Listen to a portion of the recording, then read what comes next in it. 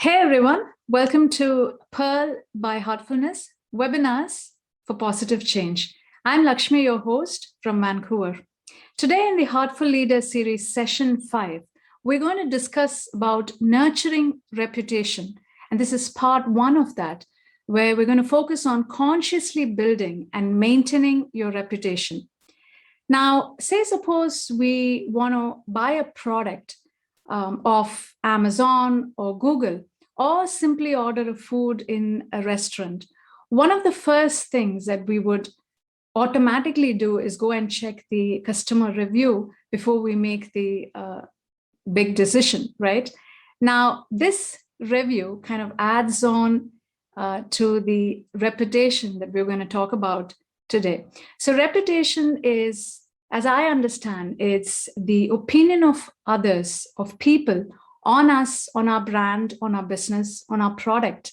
And it is a reflection of all that the business has done and is doing.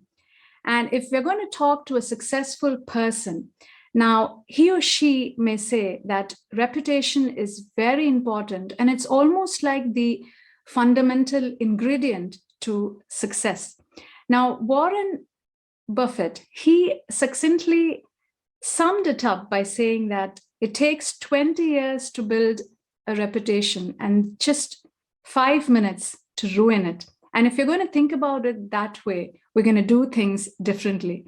Now, in that context, we're going to have this discussion with Prem on reputation and how to build it and nurture it in the Heartful Leader framework. Now, a quick housekeeping announcement before we go further, which is, as many of you may know, this is a recorded session, but the speaker and myself, we will be online on the day we are broadcasting, and we'd love to hear from you. You can interact with us, send us your questions through the comment section, and we will try and answer as many questions as possible. Now, I'm pleased to introduce Premkishore, Dr. Premkishore Shivakumar to you all. He is a computer architect and is currently a technical leader for a product family at Arm. Prem is an avid heartfulness practitioner and trainer, and he's been doing many heartfulness programs in corporations and communities. He lives with his wife and 2 daughters in Austin, Texas. Now, very delighted and pleased to welcome you, Prem, to Pearl by Heartfulness. Good to meet you. Thank you, Lakshmi. I'm very happy to be here. Thank you. Now, one of the first questions that comes to my mind about this topic is, what is the difference between having a good reputation and not having one at all? It's a good question. And I think we all have a reputation, whether we like it or not. We don't pay much attention to it. As you mentioned, reputation, you can think of, I meet somebody once, I have some perception of them just with an interaction. But reputation, at least the way I think about it, is over a period of time, imperceptibly almost, when you think of somebody, or an organization, you're able to somehow capture all the interactions you've had with them. It's almost like a sum total of all the interactions, and something comes to you, right? And that, I think, is the reputation. Right, so you can advertise and create a brand, but it's hard to create a reputation like that. Right. For an organization, I think reputation is pretty much the same as the reputation for a person. It's almost like the business, as an embodiment as a person. Right. So what is the difference between having a good reputation and not? You can think of it as in the same way I think as you can think of a person. So if you look back, at your interactions and you find somebody at work who it was a very tough situation and that person was at fault, but just one time if he in a meeting says, I take the blame, this was my fault, you build tremendous trust in that person.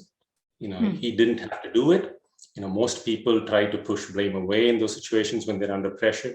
But just once, if you see the person saying, yes, I think this is on me, you build trust, you feel like you can rely on that person, right? So some of these integrity, or when a person is really able to stand up for a concern, even though most of the opinion may be against him.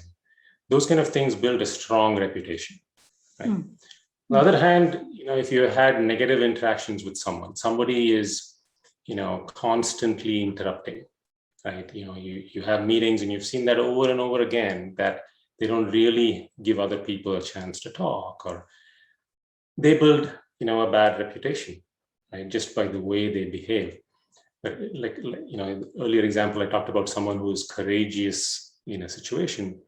If a person says something in one situation, says something in a different situation, they kind of tend to build a reputation. And I think the same things can apply to organizations, right? Are they courageous? Do they mean what they say?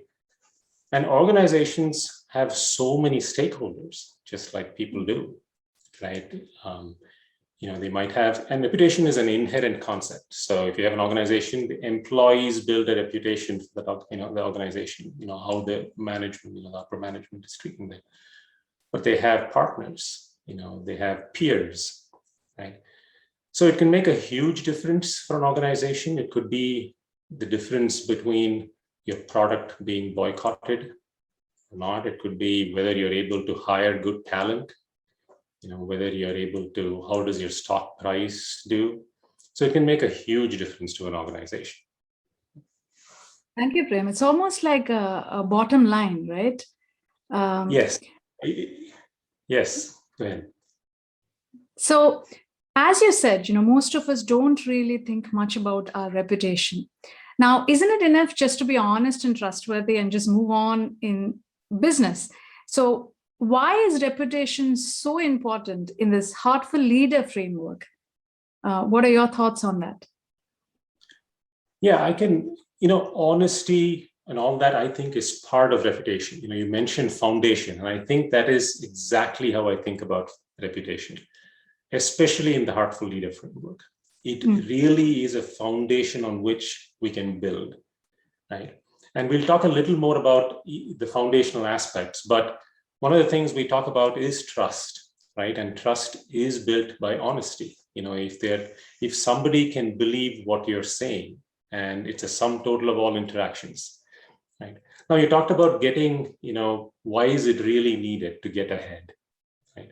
So a lot of times, again, I can go back to the example of people are very capable. You've come across a lot of people who are very smart, who have maybe visionaries, or who are very good at technically in terms of their expertise. But at some point, if they have not built this foundation, let's say they are starting a new team, right? The team is completely new. They've not built any interactions.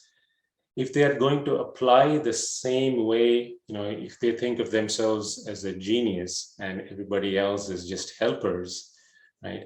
That model might really fall flat if they have not built that trust and relationship, right? Especially, let's say you have to deliver a lot of things, right? And you're saying, this is my plan, this is how you got to do it. But let's say the people are not aligning to that, right? You can really start making that gap wider and wider if you don't spend that time to establish a relationship or establish some trust, right? And this is the foundational pillars of reputation, right? And if you are able to do that, right? If they trust you, and if they feel that you're capable, then actually they will go great lengths, to achieve your objective. So it makes a huge difference, right? So there can be a difference between whether your team is reluctantly doing something or really inspired and working along with you.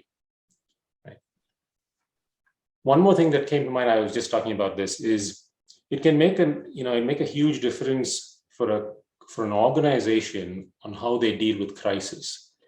I think our inner, our reputation is really reflected through actions and words.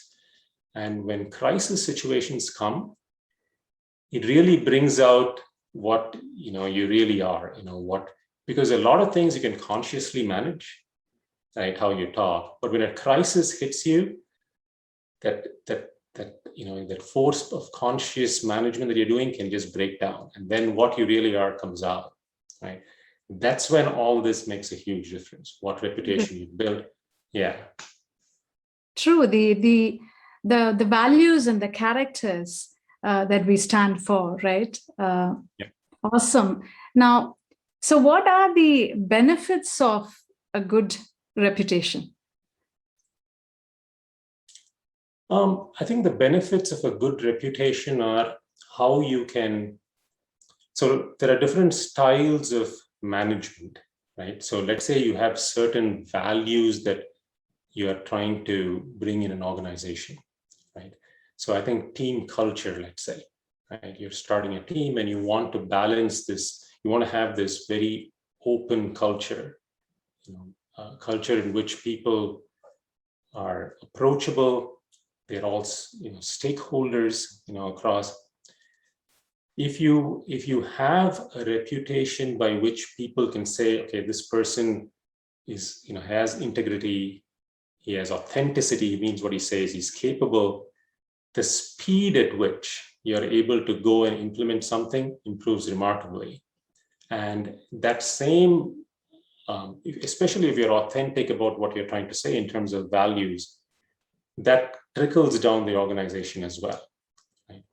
And so in terms, in most cases nowadays, we cannot get done things just through authority, right? We have so many stakeholders that we're working with, and it's really influence that matters, right? So if somebody says, Lakshmi has, when she says something, I trust, I believe it because I've interacted with her a lot. This, if she thinks this is the way we should go, I think it makes sense. She's put a lot of thought behind it. People align much quicker, right? And so the speed at which you're able to deliver outcomes increases, right? I think well-being of an organization, it depends on the values that you espouse for well-being, but I think well-being of an organization is immensely enhanced if it is a trusting, open environment, right? Where you pay importance to trust, pay importance to the relationships. I think that builds a reputation for an organization by itself, right? So I think overall it sounds like, you have happy people delivering outcomes in a much more aligned way. That's right. That's right. That's a nice way of looking at it, actually. You had touched upon some of this already in your talk, Prem, about trust and, building that in a relationship does have a ripple effect on relationship. So can you elaborate on that? Now, how do we understand the components that really, contribute to a reputation and ways to develop and manage these, consciously? Could you elaborate on that a little bit more? Yeah. And I think this is where I really want to talk about the essence of the Heartful Leader framework. Right? So far we have talked about things I think everyone would agree with, right? That reputation is important, trust is important, relationships are important. But I think the key difference in terms of being able to maintain it is first being aware of the fact that, I'm going to go a little bit into the science here, which, anytime a situation comes that makes you immediately react, right? We are wired to react, right? Any situation that brings the slightest hint of danger or some challenge to you, we tend to react immediately. And I think it's just a reflex action in us. Because that is so deeply wired, we find that to be able to insert a pause in those situations needs practice, right? And consciously managing that pause, if you try it, is incredibly hard. It depends on the situation, right? You may start reacting and then you catch yourself and say, oh, I need to adjust, right? So that self-awareness itself is amazing. Right. Now, in the Heartful Leader framework, one of the main things we talk about is inner state being the foundation of outer behavior, right? And outer behavior and your actions and your communication is what really reputation is, right? You build a reputation. So with inner state, that's where the foundation of heartfulness starts. The first thing for a leader, I mean, one thing about leadership that is interesting is when you look at leaders, you immediately recognize what leadership is. It's so obvious. You look at a leader and say, oh, that's it. But when we put that lens on ourselves, it becomes kind of vague. You know? So I think for leaders that being able to reflect, being able to be self-aware makes a huge difference. And when your values start coming in from that reflection, then they are very authentic. And they will reflect your nature, your inner nature. So you don't have to consciously manage them anymore.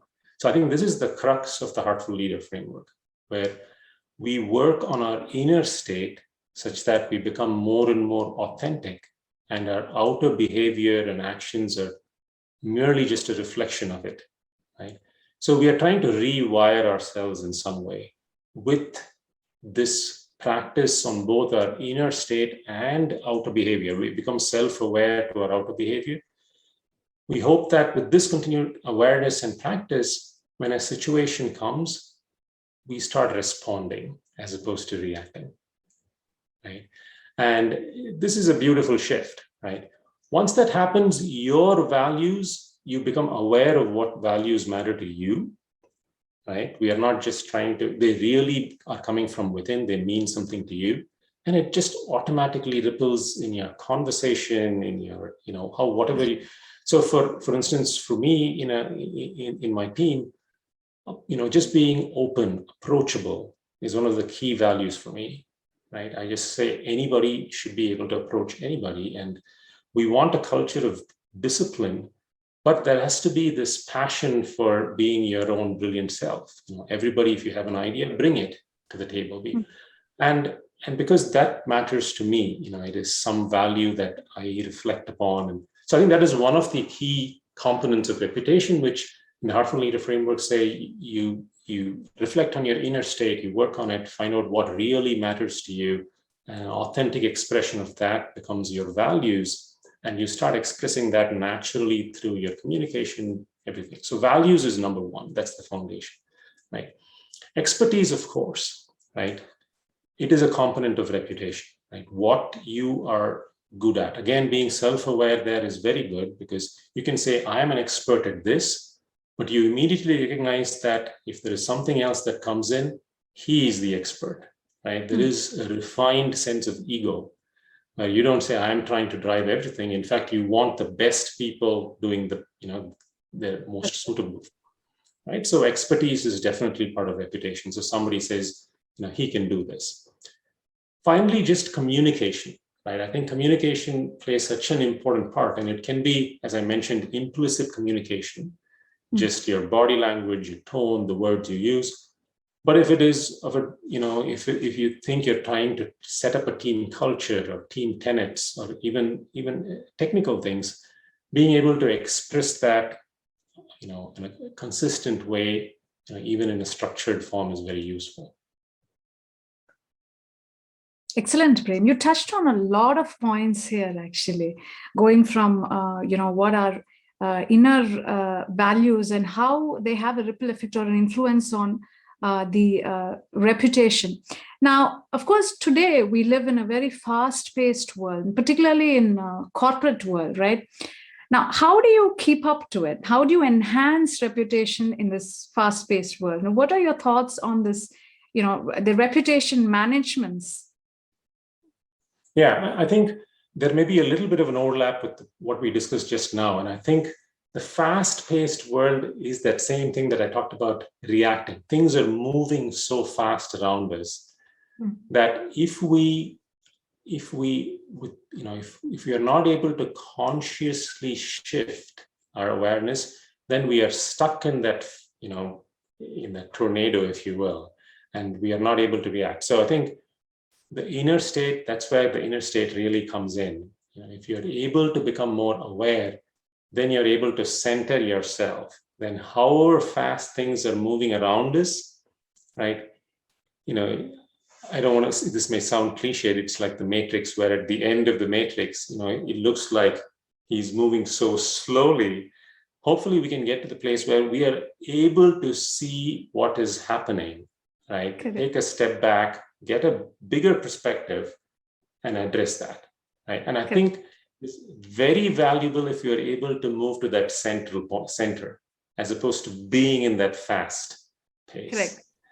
Right? Yeah. And I think that shifting I'm reminded of that conversation they have in Matrix, like, I don't remember it exactly, but it's something like I think Morpheus would say that if you get to the center, you may not have to dodge the bullet or something like that. It's, I was just reminding of that as you're talking.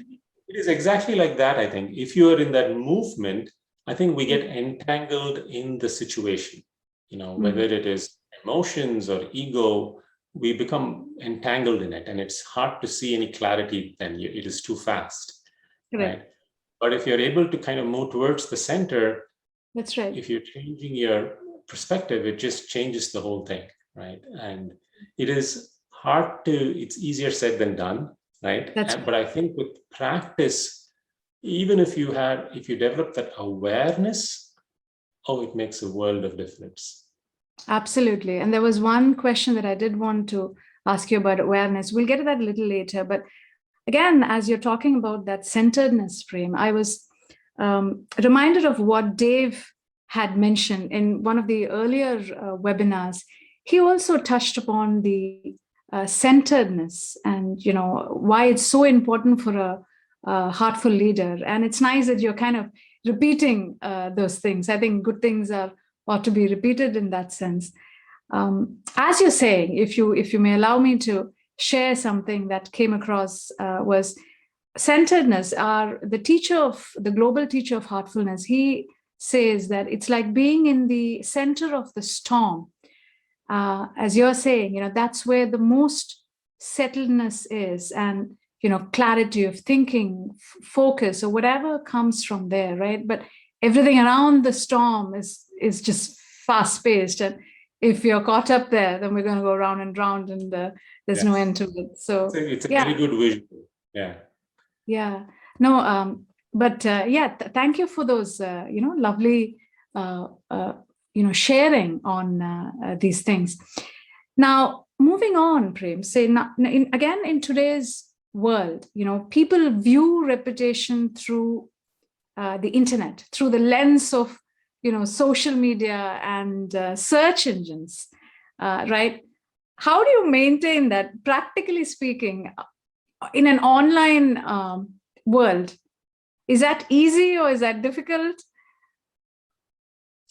I think maintaining a reputation, like I said, it is a habit. I think we have to view this more of a habit, right? As they say, I recently read this actually, that the way to break a habit is through a habit, right?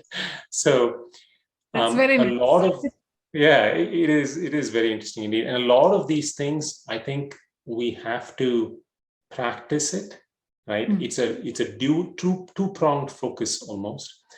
You talk about social media. I want to make a little bit of a difference between, yes, you can have a brand through social media, right? You can definitely have perceptions of but sometimes reputation is reality. Your authentic self is going to come out at some point, right? So from a heartful leader framework, we really think of it as not managing your brand, as managing your perception as much as really working on your inner state and therefore developing a reputation. In that sense, I think it's two-pronged focus. One is on your outer behaviors and another is on your inner state, right? Habit practices are, a trend now. There are so many books about habits, right? We have to find a way to integrate those into our daily lives, right? It has to make a difference to interactions. So one simple suggestion that is always there is make a habit scorecard, right? It's a good way to develop self-awareness. So try to list things that you want to change, perhaps, and see what situations trigger those and what your emotions are when that happens, and see if you can come up with simple cues around those situations that remind you to do something different, right? So for instance, you want to center yourself before any conversation. So you're going into a meeting, you can take a couple of minutes and say, my communication is going to come from the core of my heart. I'm always connected there.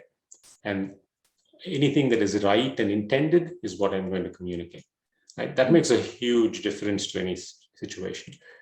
I tend to, if I'm going into some conversations which are going to be difficult, I tend to take a couple of minutes and say, we are connected. The person I'm going to talk to and me, we are already connected.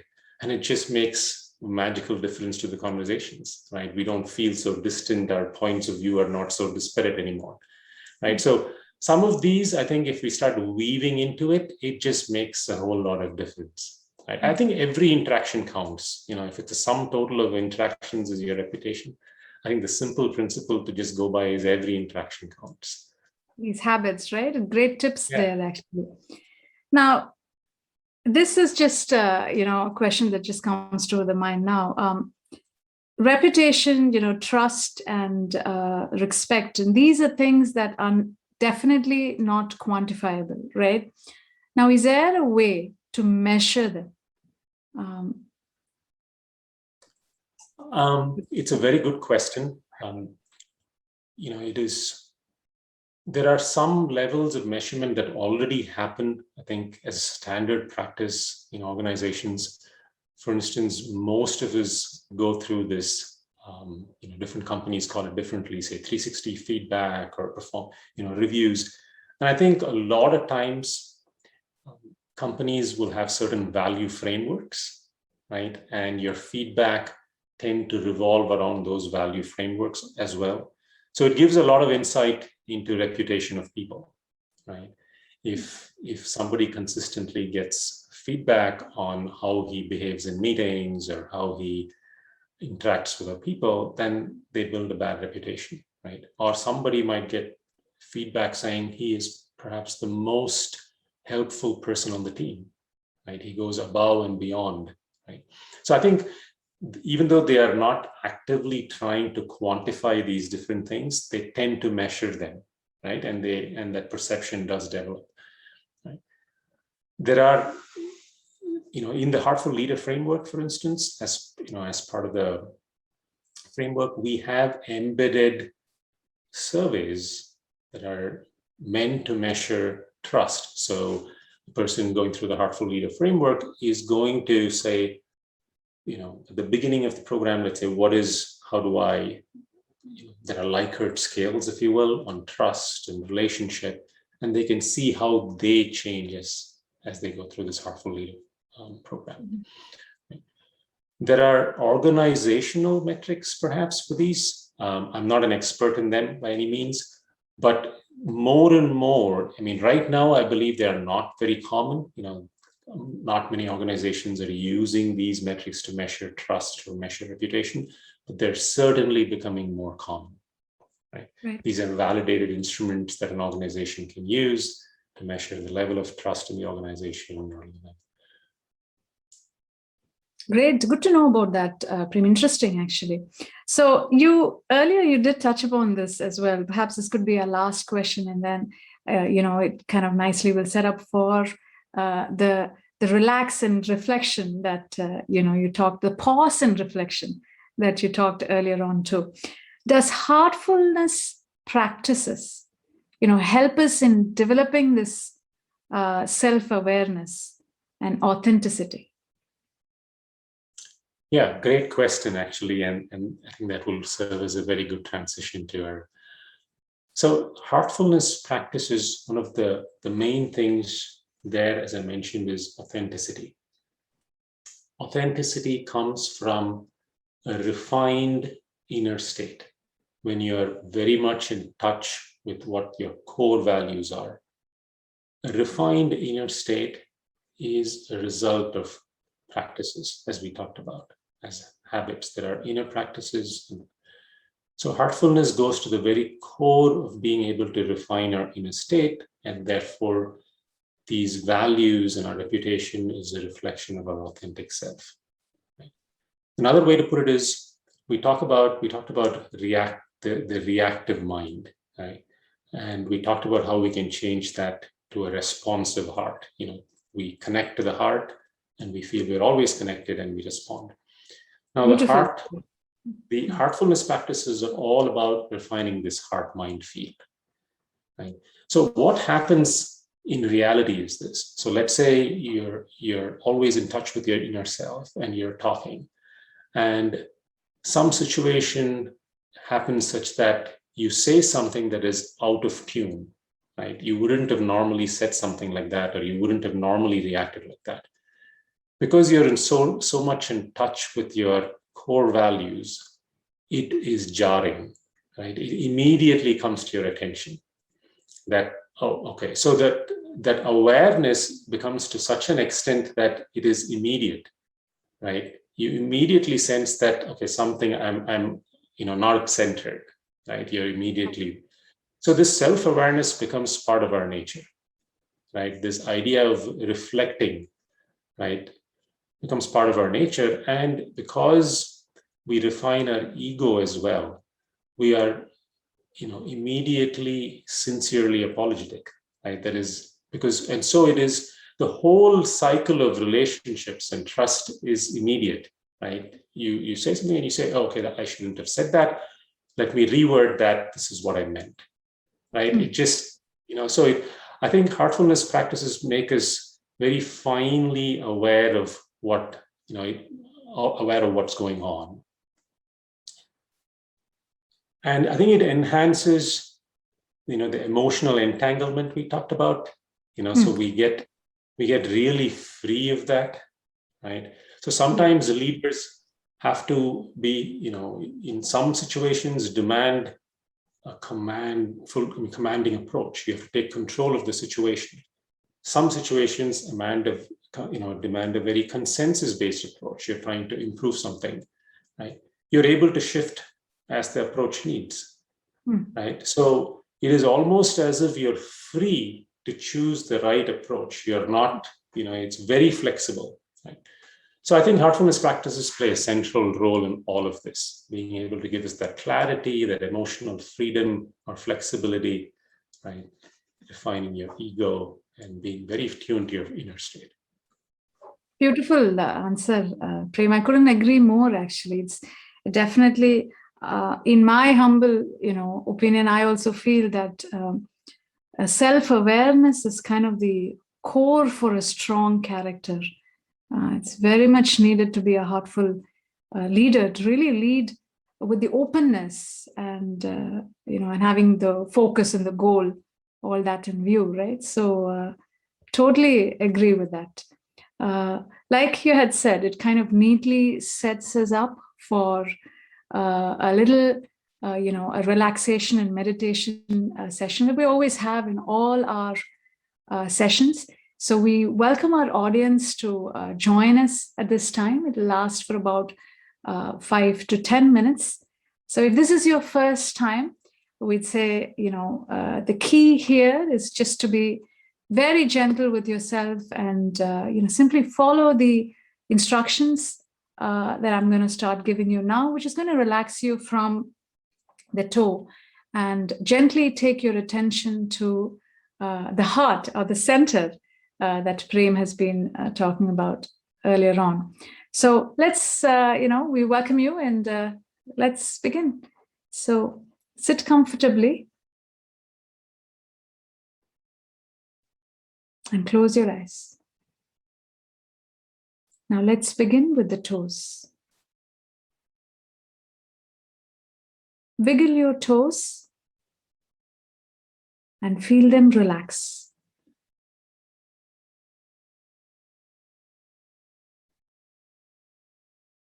Relax your ankles and feet.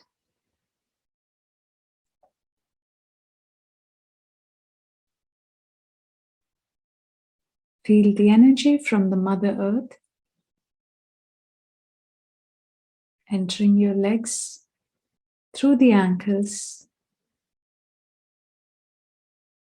moving upwards, relaxing your calf muscles, your knees, thighs, and hips.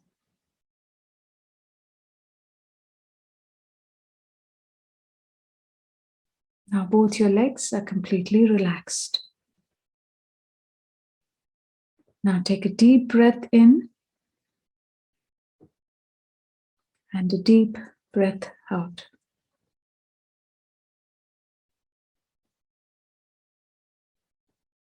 Now relax your hips, stomach, and waist.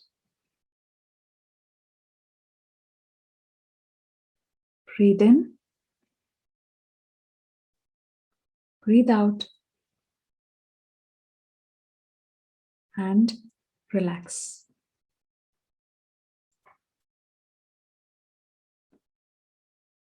Now feel this energy in your back.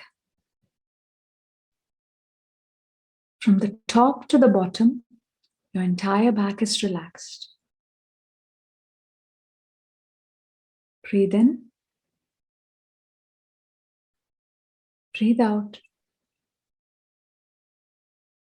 and relax.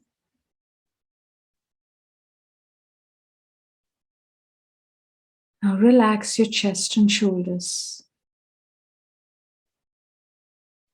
Feel your shoulders simply melting away.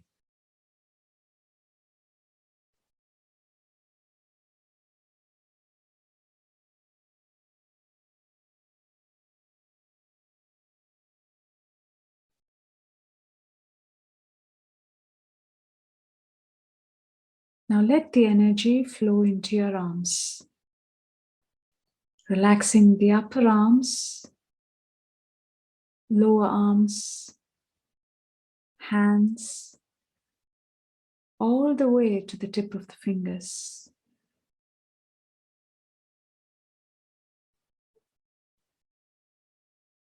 Now feel how both your arms are completely relaxed.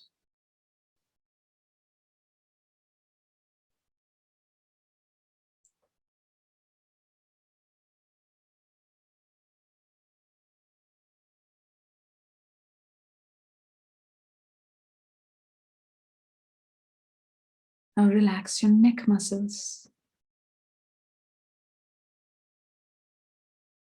Release any tension you may be holding there.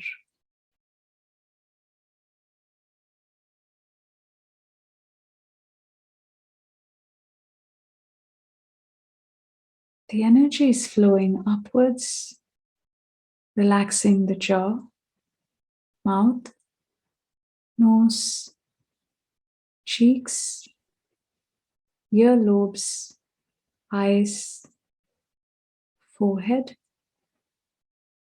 all the way to the top of the head.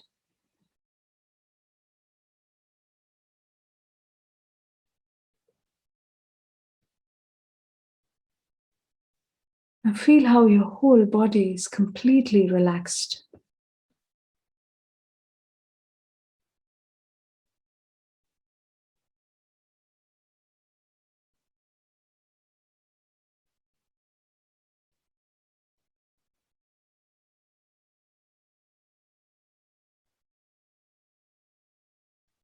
Now gently draw your attention to the heart.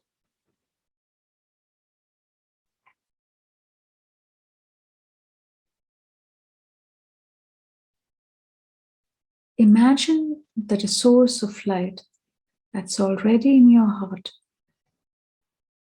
is illuminating and pulling your attention inwards.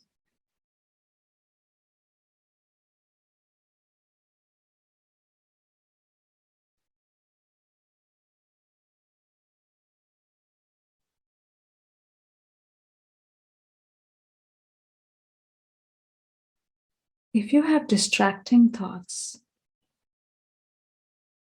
gently brush them aside and treat them as passing clouds.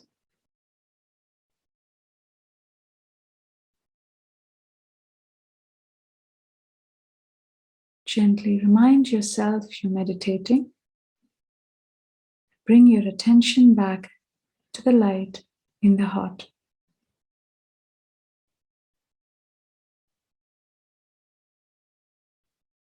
Stay still and quiet and absorbed in meditation until you hear me say, "That's all."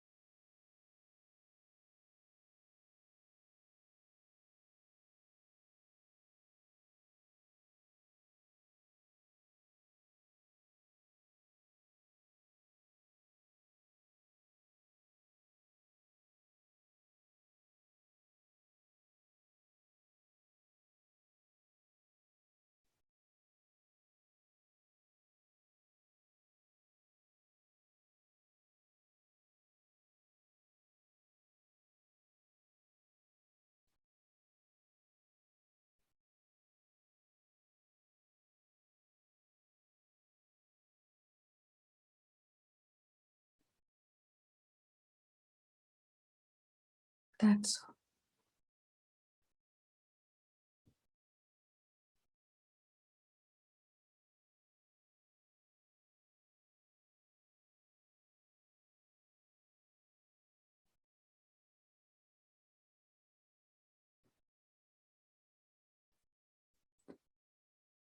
Keep your eyes closed for a couple more minutes.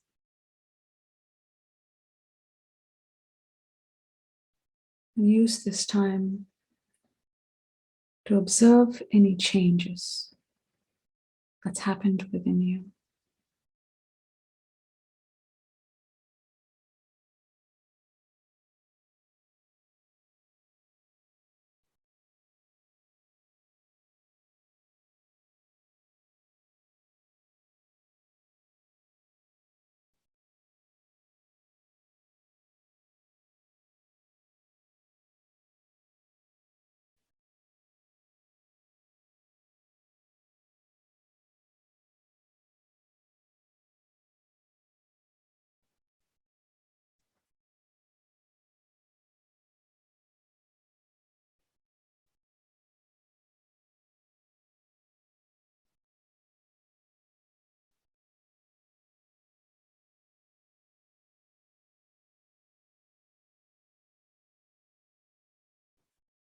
You may gently open your eyes when you feel ready to do so.